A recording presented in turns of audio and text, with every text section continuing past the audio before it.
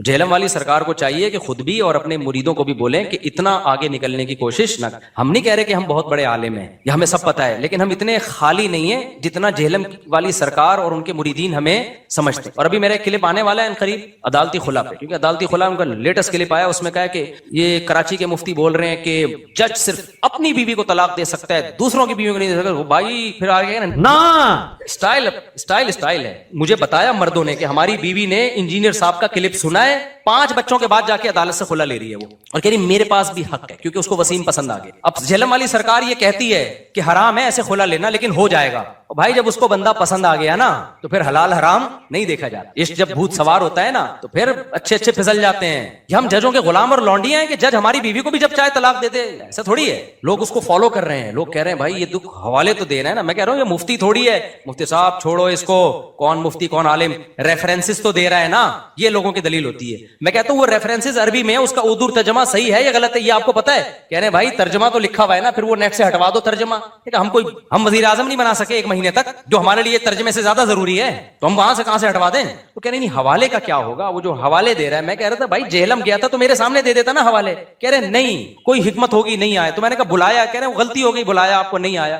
حوالے تو ہے نا. علمی میرے اعصاب اتنے مضبوط ہیں کہ یہ زمین و آسمان کے سارے مولوی مل کے مرے ہوئے زندہ سامنے آ جائیں. تمہارے مرے ہوئے بزرگ اور زندہ بزرگ ان کے سارے دلائل فیل ہو گئے جس بندے کے سامنے، اسے تیاری کرنے کی ضرورت نہیں ہے. تو میں سورہ فاتحہ ہی اتنی روانگی کے ساتھ نہیں آتی جس طرح مجھے قرآن و سنت کے دلائل ازبر یاد ہیں الحمدللہ. نا اسٹائل ہے. میں نے کلپ ریکارڈ کروا دی ہے عدالتی خلا پر. وہ جہلم والی سرکار جو ہے نا، وہ پھونکو والی سرکار سے بھی بڑا مسئلہ ہے. وہ اس نے یہ کہا ہے کہ عدالت ایک طرفہ خلا دے سکتی ہے عدالت.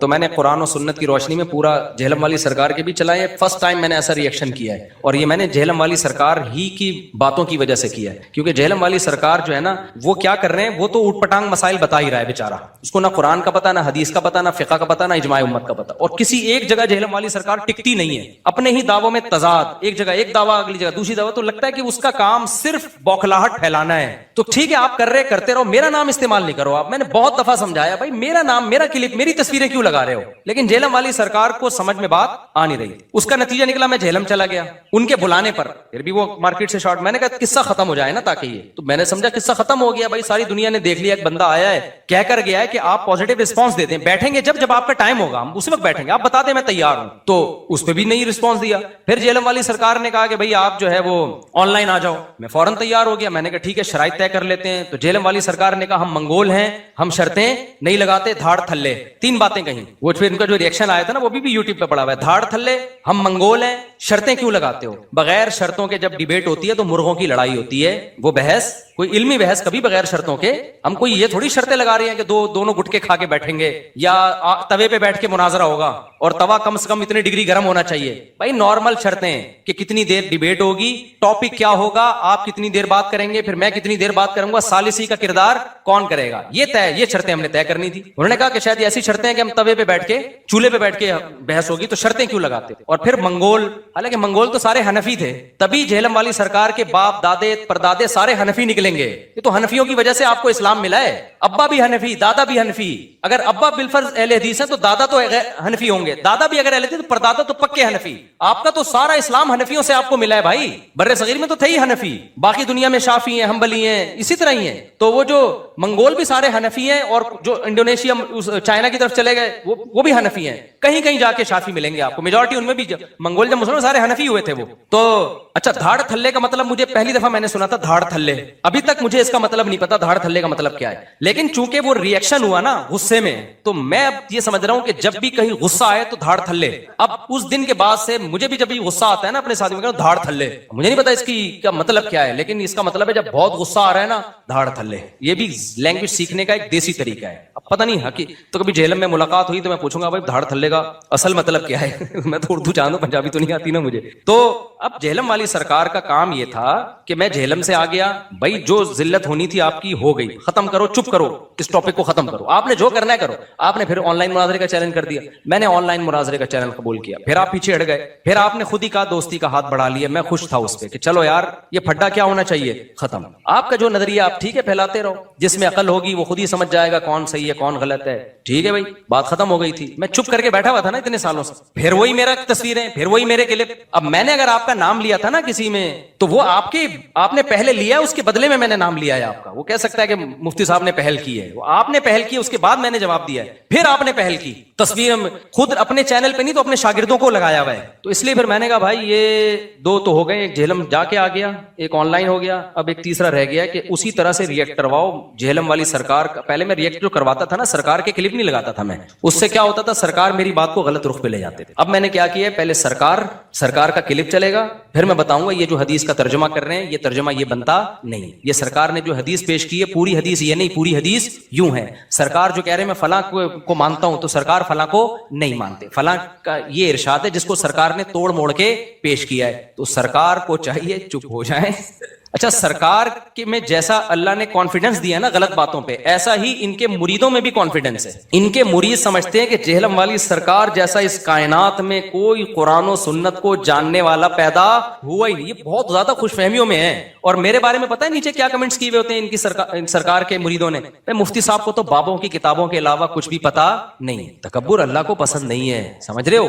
तकब्बुर अल्लाह की चादर है, जो इसमें अल्लाह से उलझेगा ना अल्लाह उसको रुसवा करेगा। जेहलम वाली सरकार को चाहिए कि खुद भी और अपने मुरीदों को भी बोलें कि इतना आगे निकलने की कोशिश न। हम नहीं कह रहे कि हम बहुत बड़े आलिम हैं, ये हमें सब पता है, लेकिन हम इतने खाली नहीं है जितना जेहलम वाली सरकार और उनके मुरीदीन हमें समझते हैं, इतना खाली नहीं है। ये जो मेरे जुम्मे और इतवार के टॉपिक्स हैं ना, ये वाज़ो नसीहत के टॉपिक्स हैं। ये जो इख्तलाफी मसाइल और जो कुरान और हदीस से फुक़हा ने मसाइल इस्तिंबात किए, उनके ये टॉपिक ही नहीं है। तो मेरे जो ये वाले टॉपिक हैं मदरसों में होते हैं, तलबा के सामने होते हैं, और इन टॉपिक्स को हम अगर यूट्यूब पे लाते भी हैं तो सिर्फ जवाब दे देते हैं, ज्यादा डिटेल में नहीं जाते। अगर हम डिटेल में जाना शुरू हो तो आपको, मैं नहीं कह रहा कि हमको बहुत बड़े अल्लामा निकलेंगे, आपको पता चल जाएगा हम इतने खाली नहीं है जितना आप हमें बोलो समझते। और अभी मेरा एक क्लिप आने वाला है करीब अदालती खुला पे, क्योंकि अदालती खुला उनका लेटेस्ट क्लिप आया, उसमें कहा कि ये कराची के मुफ्ती बोल रहे हैं कि जज सिर्फ अपनी बीवी को तलाक दे सकता है, दूसरों की बीवी को नहीं दे सकता। भाई फिर आगे ना, स्टाइल है, कह रहे ना, औरत को भी इसी तरह तलाक का हक है, खुला का हक है जैसे मर्द को है। इतनी, मैंने कहा शायद एक दफा गलती से हो गया होगा सरकार से, गलती से इंसान के मुंह से कुछ जुमला निकल आता है, बाद में कहता है मैंने कुछ ज्यादा मुबालगा कर दिया। तो दूसरे क्लिप में देखा वहां भी ना, औरत को भी इसी तरह तलाक का हक है जैसे मर्द को, फिर ना, फिर कहते हैं अपने बाबों का दिफा कर रहे हैं। तो खुला का मतलब क्या हुआ अगर औरत को हक नहीं है? तो मैंने कहा यार, क्योंकि ये इतना खतरनाक मसला है कि इसकी वजह से फैमिली सिस्टम टूट रहा है। मेरे पास खवातीन, मुझे बताया मर्दों ने कि हमारी बीवी ने इंजीनियर साहब का क्लिप सुना है, 5 बच्चों के बाद जाके अदालत से खुला ले रही है वो, और कह रही मेरे पास भी हक है क्योंकि उसको वसीम पसंद आ गया। अब जेहलम वाली सरकार ये कहती है कि हराम है ऐसे खुला लेना, लेकिन हो जाएगा।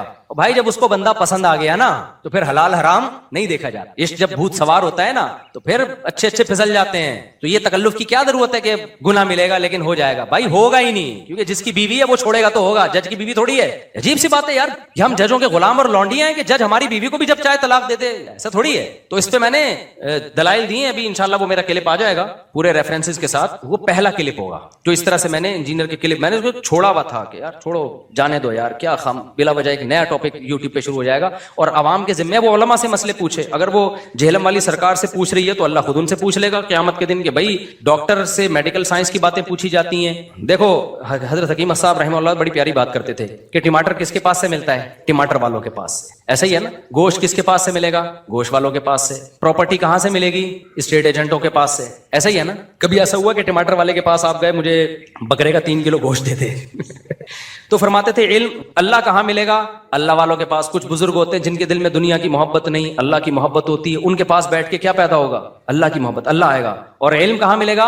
उलमा के पास मिले, समझते हो? जिन्होंने, और इनमें हर एक प्रॉपर वे में चल के नॉलेज हासिल की हो तो होगा। डॉक्टर किसको कहते हैं? मेडिकल साइंस का माहिर, चंद किताब में पढ़ के नहीं होता, प्रॉपर वे में इल्म हासिल किया हो। हकीम किसे कहते हैं? प्रॉपर वे में हिकमत का इल्म हासिल किया हो। होम्योपैथिक डॉक्टर कौन होता है? प्रॉपर वे में बाकायदा उसने कोर्स किया हो, सिलेबस है, निसाब है, उसमें अरबी ग्रामर है, उसमें फिक़ा है, उसमें हदीस है, इजमाई उम्मत है, फुक़हा के इख्तलाफात हैं, उन इख्तलाफात में हर एक के पास क्या क्या दलील है, उसका मुज़ाकरा है, उसका बहस मुबाहिसा है, उसके बाद इंसान एनालाइज करता है, फिर हर मसले को उसकी वैल्यू देता है अमल के लिए को इख्तियार करता है, और बाकी जिसकी जो वैल्यू है वो उसको देता है। तो ये पूरा ऐसे थोड़ी उठ के यार कोई भी उठ जाए और जनाब वो जाके फतवा देना शुरू कर दे। तो मैं सोचता था हमें क्या बोलने की जरूरत है भाई, हमारे और भी काम इतने, तो इनके पास तो टाइम बहुत है ना, एक एक हफ्ता यही एक ही टॉपिक पे तैयारी होती रहती। मेरे तो सुबह जामिअतुल हिंद में पढ़ाता हूं मैं, फिर उसके अलावा मेरे बयानात जो इस्लाही बयान है, लोगों को जिना से रोकना, घरों में जो मसाइल खड़े हो रहे हैं, हर तरह के मसाइल ना, 20 किस्म के लोग सुबह शाम मसाइल पूछ रहे होते हैं, तो मेरे पास टाइम कहाँ था। लेकिन बहुत ज्यादा हो गया, मैंने कहा यार अभी खुला में भी ये मसला कर दिया, इतना बड़ा मसला, जिना के दरवाजे आप लोगों के लिए खोल रहे हो, और ऐसा इजमाई मसला जिसमें किसी का इख्तलाफ ही नहीं है, उसमें आप लोगों को इतना मिसगाइड कर रहे हो, और अमली तौर पर उसकी खराबियां भी सामने आना शुरू हो गई हैं। लोग उसको फॉलो कर रहे हैं, लोग कह रहे हैं भाई ये दुख हवाले तो दे रहे हैं ना। मैं कह रहा हूँ ये मुफ्ती थोड़ी है, मुफ्ती साहब छोड़ो इसको, कौन मुफ्ती कौन आलिम, रेफरेंसेस तो दे रहा है ना, ये लोगों की दलील होती है। मैं कहता हूँ वो रेफरेंसेस अरबी में है, उसका उर्दू तर्जमा सही है या गलत है ये आपको पता है? कह रहे हैं भाई तर्जमा तो लिखा हुआ है ना, फिर वो नेट से हटवा दो तर्जमा। हम वजीर आजम नहीं बना सके 1 महीने तक, जो हमारे लिए तर्जमे से ज्यादा जरूरी है, तो हम कहां से हटवा दें?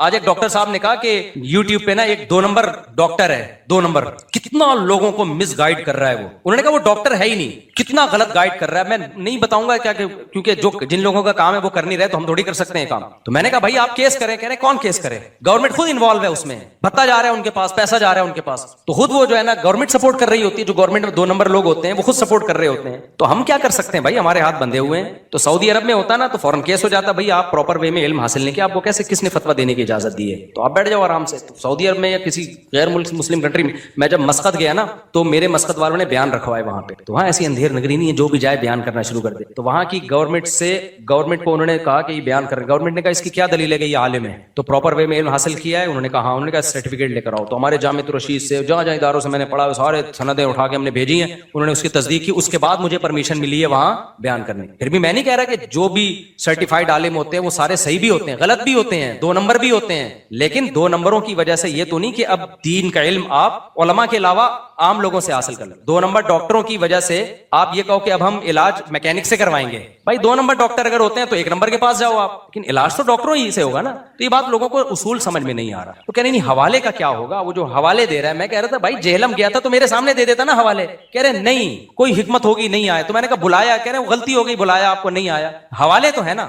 मैंने साथियों से मशवरा किया, मैंने कहा इंजीनियर साहब चुप भी नहीं हो रहे हैं, हमारा नाम भी हर जगह इस्तेमाल कर रहे हैं, और इनके फैंस जो हैं हमारी तस्वीरें लगा भी रहे हैं, और फिर मेरे पास टाइम नहीं है, लेकिन इमेज मैसेज बहुत बुरा जा रहा है। मेरी बदनामी नहीं है, बदनामी उलमा की हो रही है। और जो अवाम इसमें, उन साहब ने कहा ना मेरी बीवी खुला ले रही है, तो उसका ये जज्बात है गोया मुझे बुरा कह रहा हूं कि अल्लाह आपसे पूछेगा क़यामत के दिन, आप लोग क्यों रिकॉर्ड नहीं करवाते, क्यों उसका जवाब नहीं देते। पर मैंने कहा यार खुला पे तो करो, तो मैंने अभी खुला पे रिकॉर्ड करवा दिया है, रिकॉर्डिंग हो चुकी है, 1-2 दिन में इंशाल्लाह अपलोड हो जाएगा। आप लोगों ने उसको, उसमें दलाइल से पहली दफा मैंने इस तरह से रिएक्शन करवाया, उसमें इंशाल्लाह आपको अंदाजा हो जाएगा कि कौन बाबों का इल्म जानता है और कौन कुरान और सुन्नत का इल्म जानता है। समझते हो कि नहीं समझते? मेरा दिल नहीं चाह रहा था इंजीनियर साहब से मैं उलझूं, तो लेकिन इंजीनियर साहब नहीं चुप होके दे रहे, वो अपनी हुदूद से तजावुज। और मैं ये नहीं कह रहा इंजीनियर सारे काम ही गलत किए हैं, कुछ काम सही भी किए हैं भाई, बिदतियों के खिलाफ बहुत अच्छा काम किया इंजीनियर साहब ने, तो वो करते रहते, बहुत हम भी अप्रिशिएट करते हैं, कहते शाबाश कदम बढ़ाओ, अच्छी बात है, ठीक है ना। आपने तो और ही ज्यादा जाके जो है ना अपनी एक्सट्रीम लेवल पे आप चले गए और 1 मैन शो बनने की कोशिश कर रहे हो। आपकी सारी सब कुछ आप ही को पता है, बाकी सारे क्या खा रहे हैं, घास खा रहे हैं, बाकी सब पता ही नहीं है। तो ऐसा नहीं, कैसर राजा साहब ने किया इंजीनियर के खिलाफ, तो वो भी हमारे खाते में डाल दिए, इनको मौलवी पटियां पढ़ा रहे हैं। तो मौलवियों से आपको इतनी नफरत है यार, जो आदमी मौलवी नहीं है वो गवाही दे रहा है कि भाई इंजीनियर ने यहाँ खयानत की है, तो बजाय दलाइल से उसका जवाब देने के वो भी किसके खाते में डाला जा रहा है, हमें बुरा भला कहा जा रहा है। ये जामिअतुल रशीद आए और इनके इन मौलवियों से, अल्लाह की कसम हमने तो इंजीनियर वो कैसर राजा को कुछ नहीं कहा कि आप इंजीनियर के खिलाफ काम करो और आप जो है ये करो। हमें भाई जो कर रहा है करे, नहीं करना है नहीं करो, हमारा तो अपने मसाइल इतने हैं वो नहीं खत्म हो रहे। या तो दोबारा जेलम चला जाऊं मैं इंजीनियर से एक गुजारिश करता हूं बस, क्योंकि बार बार टॉपिक आता है, मुझे एक दफा अपने सामने बैठने दे। मैं मुनाजरा नहीं करूंगा, मैं जैसे आपने हर एक को सवाल करने की इजाजत दी है, मैं भी आपसे एक तालिब इल्म बन के आऊंगा, स्टूडेंट की हैसियत से, बहुत अदब से, बहुत तमीज से, कोई झगड़ा नहीं, कोई फड्डा नहीं, ऐसे बैठूंगा आपकी खिदमत में, आपके चरणों में, आपके पाँव में, आपसे सवाल पूछूंगा आपने ये जो हदीस पढ़ी थी उस दिन, इसका जो तर्जमा किया था ये कौन सी किताब में लिखा हुआ है, ये वाला तर्जमा समझ रहे हैं? आपने जो ये कहा था कि किसी ने भी इस हदीस को सही करार नहीं दिया, तो ये आपको ख्वाब आया था, ये किसी बुजुर्ग ने कोई इल्हाम हुआ था, फला फला ने इसको सही करार दिया है, آپ نے کیسے پھینک دی. آپ نے جو اس دن یہ کلپ میں فرمایا تھا کہ یہ علماء دیوبند کا گڑھا ہوا عقیدہ ہے, تو یہ تو ہزاروں سال سے یہ عقیدہ چلا آ رہا ہے, تو گڑھا ہوا تو وہ چیز ہوتی ہے جو ایجاد کی ہو. تو یہ آپ نے کیسے بہت لمبی, یعنی بہت تمیز سے نا, پھینکنا کا لفظ استعمال کروں گا کہ اتنے سوالات ہیں نا, بے ہوش نہ ہو جائے نا, میرا نام بدل دینا, بھاگ جائے گا. وہ پتہ ہے کیا کہتا ہے, کلپ بازی کرو. تو کلپ بازی میں پھر یہ ہوتا ہے کہ وہ ایک لمبی بحث چلتی ہے نہ ختم ہونے والی, اس کے بہت سارے, ابھی دیکھو نا کلپ بازی ہوئی ہے نا عدالتی خلا پہ, میں نے اتنا مدلل ریکارڈ کروایا, مان لیا اس نے ایسا پی گیا, ایسا گھما دیا, اس کے اسٹوڈنٹ بھی کہنے ہاں اس نے تو یہ دعویٰ ہی نہیں کیا. تو اس میں خیانت آسان ہوتی ہے, جب فیس ٹو فیس بیٹھ کے بات ہوتی ہے نا تو پھر بھاگنا بہت مشکل ہوتا ہے. اب یہ عبداللہ بن عباس والی حدیث جو ہے, جابر بن زید کہتے ہیں کہ عبداللہ بن عباس وہ کہتے ہیں میرا خیال یہی ہے کہ ظہر کو مقدم کیا تھا, اثر کو, ظہر کو مؤخر کیا تھا, اثر کو مقدم. فوراً انجینئر نے کیا کہہ دیا, کوئی حنفی نے یہ بول دیا ہے. تو میں جب سامنے بیٹھا ہوتا میں کہتا ہے kindly excuse me sir please, ہم اسکول میں تھے نا, ایکسکیوز می ایسے اپنی مس کو جب ہم نے کو پوچھنا ہوتا تھا نا, میس, وہ دیکھا 50-50 میس, کہتا سر پلیز. پھر میں کہتا سر یہ حنفی کا الزام غلط ہے اس کے اوپر, یہ عبداللہ بن عباس کا شاگرد ہے یہ. اور نسائی میں تو خود عبداللہ بن عباس سے منقول ہے یہ, لیکن چلو اس میں اضطراب ہے, اس میں بعض لوگ کہتے ہیں عبداللہ بن عباس کی طرف اس قول کی نسبت درست نہیں ہے. تو ایسے ایسے بلنڈر ہیں, لیکن آپ نے یعنی بالنگ بھی خود ہی, بیٹنگ بھی خود ہی, اور امپائر بھی خود ہی. ایسے میچ میں جیتنا, وہ شعر یاد کر لو بس, ہم کو دیکھ کے شرماؤ تو شرمانے کی داد بھی دیں. شاعر اپنی محبوبہ سے کہہ رہے تم ہر وقت شرماتی رہتی ہو نا, یہ کوئی شرمانا کوئی یہ اٹریکشن کا ذریعہ نہیں ہے. ہم کو دیکھ کے شرماؤ تو شرمانے کی داد بھی دیں, آئینے میں دیکھ کے خود کو شرمانے سے کیا ہوگا. یعنی تم آئینے میں کھڑے ہو کر اپنے آپ کو دیکھ کے ہی شرماتی رہتی ہو, وہاں تعریف کرنے والا کوئی بھی نہیں ہے. تو اپنے ہی منہ میاں مٹھو بننا بہت آسان ہوتا ہے. کبھی خوشبو لگا کے آپ انڈا موڑ آؤ, ہمارے سامنے بیٹھ جاؤ یا ہمیں اپنے سامنے بیٹھنے دو, پھر ہم دیکھیں گے ان تلوں میں تیل کتنا ہے, کتنا علمی کتابی ہے. دیکھیں اسلام میں 5 نمازوں کا مطلب ہی 5 وقتوں پر ہے. ایک وقت میں 2 نمازیں ایک ہی کہلاتی ہیں وہ, کیونکہ کوئی ٹینشن تو ہوئی نہیں نا پھر اس میں. تو 5 نمازوں کا مطلب 5. اور حدیث جبرائیل میں بھی ہے کہ نمازوں کے اوقات نبی صلی اللہ علیہ وسلم نے بتائے ہیں, ایک نماز دوسری نماز کے وقت میں داخل نہیں ہو سکتی. حج جو ہے وہ خلاف قیاس ہے, حج کے بہت سارے کام عقل سے اور عام روٹین سے ہٹ کے کرائے جاتے ہیں. ہمیں سلا ہوا کپڑا پہننے کی اجازت نہیں ہے, ہمیں خوشبو لگانے کی اجازت نہیں ہے, اور بھی بہت سارے کام ایسے ہیں. بال کاٹنے کی اجازت نہیں ہے, حالانکہ ناخن کاٹنے کی اجازت نہیں ہے, حالانکہ عام حالات میں تو ناخن کاٹنے کا حکم ہے. تو حج میں کچھ روٹین سے ہٹ کے کام کرائے جاتے ہیں. عبداللہ بن مسعود رضی اللہ تعالیٰ عنہ کی بخاری مسلم کی صحیح حدیث ہے. عبداللہ بن مسعود جو نبی کے سفر حضر کے ساتھی ہیں, فرماتے ہیں اللہ کے نبی نے کبھی بھی 2 نمازیں اکٹھی نہیں پڑھی ہیں سوائے حج کے موقع کے. کبھی بھی 2 نمازیں اکٹھی نہیں پڑھی ہیں آپ نے. لوگ کہتے ہیں کہ عبداللہ بن مسعود کو پتہ ہی نہیں ہوگا کہ سفر میں ہو سکتا ہے ان کے سامنے نبی نے پڑھی ہو, نبی نے یعنی جب پڑھی تھی تو اس وقت وہ سفر میں نہ ہو. تو یہ بات بھی غلط ہے. عبداللہ بن مسعود سے صحیح سند سے یہ بات بھی ثابت ہے کہ آپ نے فرمایا کہ نبی نے سفر میں 2 نمازیں اکٹھی پڑھی ہیں. ایک طرف ابن مسعود کہہ رہے ہیں کبھی بھی اکٹھی نہیں پڑھی, ایک طرف کہہ رہے ہیں پڑھی ہیں. اس کا مطلب جو پڑھی ہیں اس کا مطلب کچھ اور ہے, اور نہیں پڑھی ہے اس کا مطلب کچھ اور ہے. جو پڑھی ہیں وہ ایسے پڑھی ہیں کہ ظہر کو مؤخر کیا آخری وقت میں پڑھا, اور عصر کو مقدم کر کے اول وقت میں پڑھا. اس طرح سے پڑھنا ثابت ہے. یہ جو بخاری مسلم کی حدیث ہے نا, اس میں اب انجینئر نے بہت بڑا بلنڈر کیا. میں آپ کو بتا رہا ہوں نا کہ مجھے وقت ملے دعا کرو, اس کو میں ایسا ایکسپوز کر سکتا ہوں الحمدللہ کہ, لیکن اس کے اسٹوڈنٹ ڈھیڑ بہت ہیں. مسئلہ ان کے ساتھ ہی ہے, اتنے بڑے بڑے بلنڈر یہ آدمی کرتا ہے. اس نے پتہ ہے کیا کیا ہے؟ دیکھو عبداللہ بن عباس کی حدیث ہے جس میں آتا ہے کہ عبداللہ بن عباس رضی اللہ تعالیٰ عنہ درس دے رہے تھے, نماز کا ٹائم جا رہا تھا, تو کسی نے کہا کہ آپ نماز پڑھائیں. تو عبداللہ بن مسعود نے اس کو ڈانٹا, عبداللہ بن عباس نے, اور عبداللہ بن عباس نے ظہر کو مؤخر کیا اور ظہر اور عصر ملا کے پڑھی ہیں انہوں نے. سمجھ رہے؟ اب عبداللہ بن عباس کے شاگرد ہیں جابر ابن زید. اچھا احناف بھی اس کے قائل ہیں. عبداللہ بن عباس سے پوچھا گیا تو انہوں نے فرمایا نبی نے اسی طرح 2 نمازیں اکٹھی پڑھی ہیں, بغیر خوف کے, بغیر بارش کے, بغیر سفر کے, کوئی بھی عذر نہیں تھا, لیکن نبی نے 2 نمازیں اس طرح سے اکٹھی پڑھی ہیں, تو میں نے بھی اس طرح پڑھی ہیں. اب عبداللہ بن عباس کے شاگرد ہیں جابر ابن زید, ان سے کسی نے پوچھا کہ شاید اس طرح سے پڑھی ہو کہ ظہر کو مؤخر کیا ہو اور عصر کو مقدم, یعنی دونوں نمازیں پڑھی اپنے ٹائم پر ہیں, لیکن چونکہ درس چل رہا تھا, ضرورت تھی, کبھی کبھار ایسا بھی کرنے میں کوئی حرج نہیں ہے, تو اس لیے عبداللہ بن عباس نے ظہر کو آخری وقت میں اور عصر کو اول وقت میں. تو جابر ابن زید کہتے ہیں کہ میرا بھی یہی خیال ہے. اب اس سے احناف کے موقف کی تائید ہو رہی ہے کہ کبھی اگر کوئی عذر ہو تو اول وقت میں پڑھنے کے بجائے آپ ظہر کو آخر وقت میں لے جاؤ اور عصر کو اول وقت میں لے جاؤ. تو یہ احناف کا بھی یہی موقف ہے. اس طرح سے آپ جمع کر سکتے ہیں. انجینئر نے اتنی بڑی خیانت کی ہے, اس نے کہا کہ وہاں کوئی حنفی بیٹھا ہوا تھا اور اس نے یہ تعویل کر دی کہ ظہر کو مؤخر کیا, عصر کو مقدم کیا. اور بھائی وہ جابر بن زید وہ عبداللہ بن مسعود کا شاگرد ہے, راوی ہے,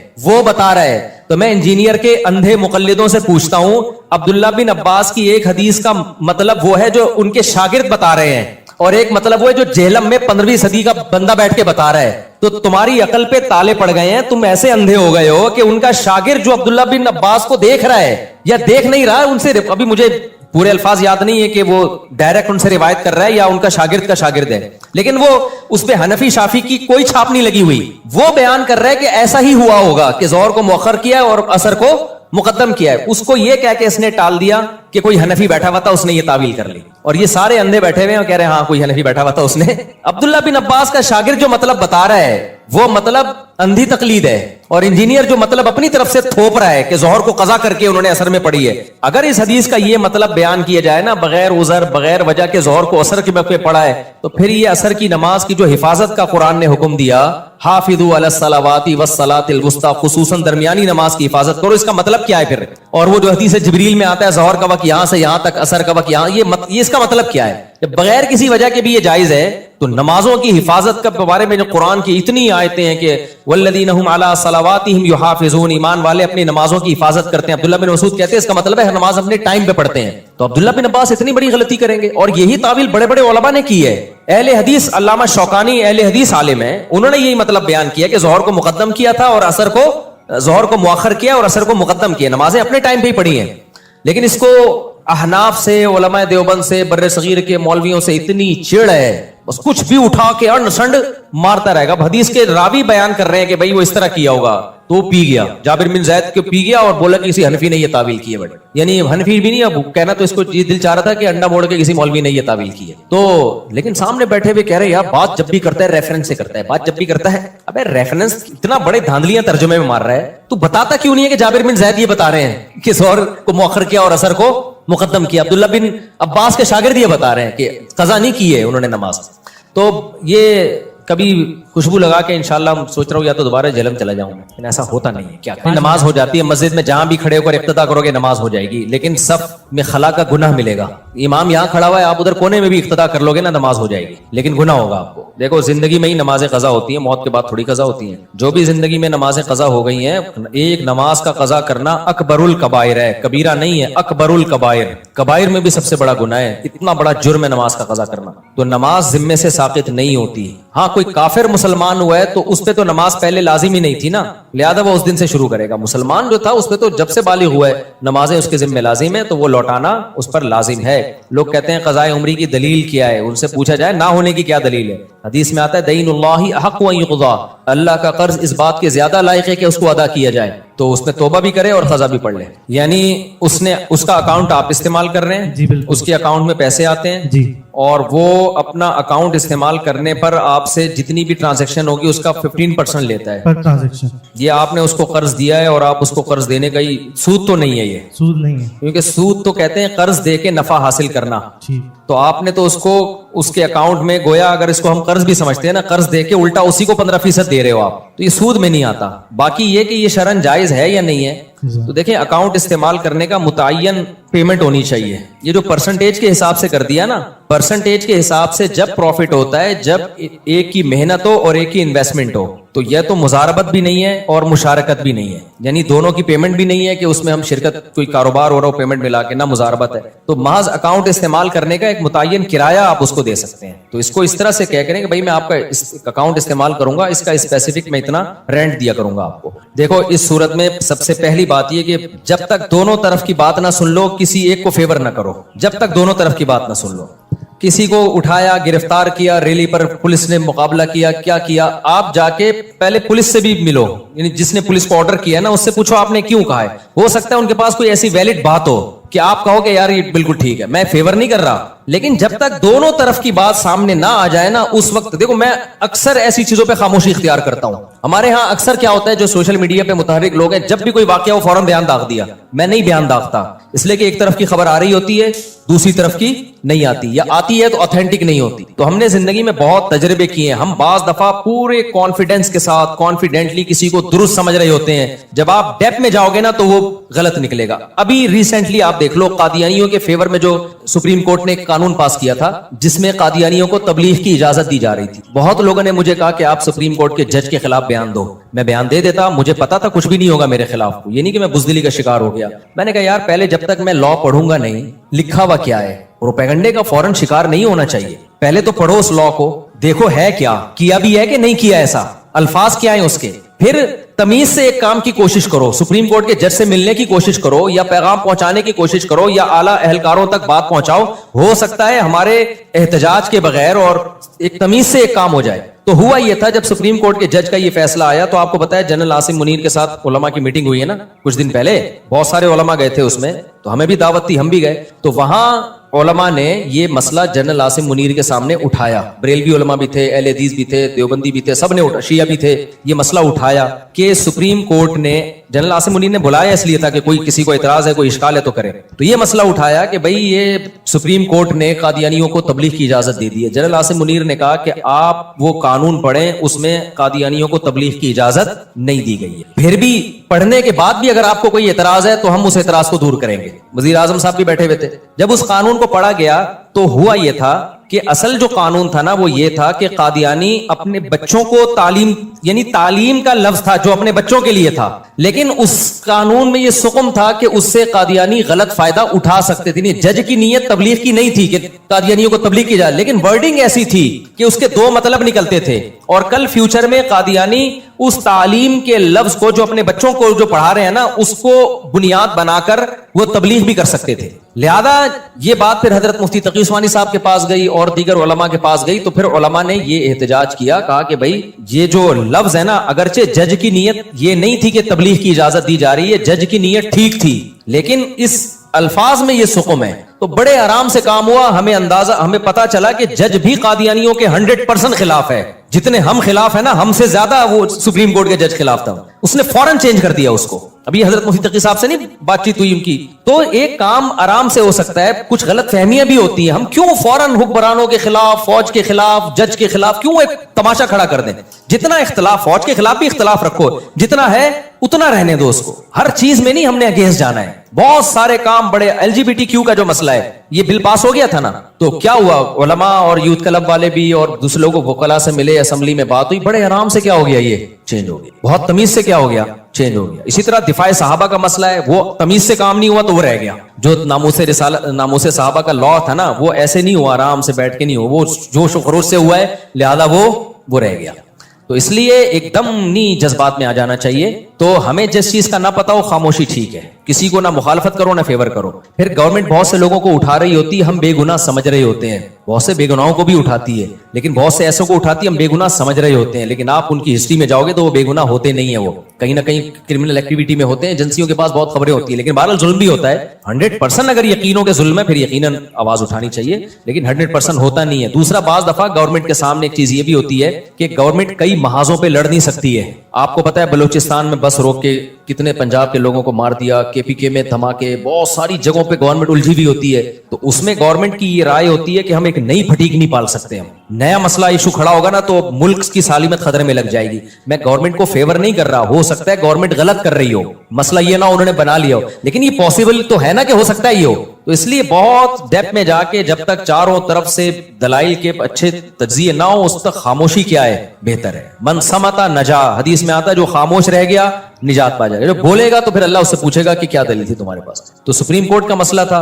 अच्छा, वो जो इमरान खान के दौर में डैम के लिए चंदा जमा हुआ है, कितना लोगों ने हमें कहा कि आप भी मुफ्ती साहब ऐलान करें, पानी पिलाने की इतनी फजीलत है, आप भी कहें कि लोग चंदा दें। मैंने कहा नहीं, ठीक है, हमें इमरान खान पे एतमाद था कि वो करप्ट नहीं है, लेकिन मैंने कहा मैं चंदे का ऐलान करूं, करोड़ों अरबों रुपए लोगों के चंदे के डैम के लिए हो जाए, कल इमरान खान की हुकूमत गई सही है ना। दूसरी बात ये कि इमरान खान के पास क्या ऐसा पैकेज है, क्या फ्रेमवर्क है, वो हमें बताए ना, हमें एतमाद मिले, वो उलमा को जमा करे, वजीर आजम साहब बताएं कि भाई ये चंदा आएगा तो पाकिस्तान में जैसे पहले चंदे जाया हुए हैं, मैं इसकी निगरानी कर रहा हूं। इसके लिए हवाई बात नहीं, मैंने ये वर्क किया हुआ है, इस पे ये पेपर वर्क है और ये अप्लाई जो है ना इसका इंप्लीमेंट इस तरीके से होगा पूरा प्रॉपर। जब एतमाद होगा हमें, फिर हम ऐलान करेंगे भाई चंदा दो। तो वही हुआ। देखो, अगर मैं ऐलान कर देता तो मेरा प्रोग्राम बढ़ जाना था। लोग कहते हैं मुझसे हमने आपके मुंह पे जो है ना करोड़ों करोड़ रुपए दिए, डैम का एक कील भी ठुकती भी हमें कभी नजर नहीं आई। अब उसमें इमरान खान का कसूर था या आर्मी चीफ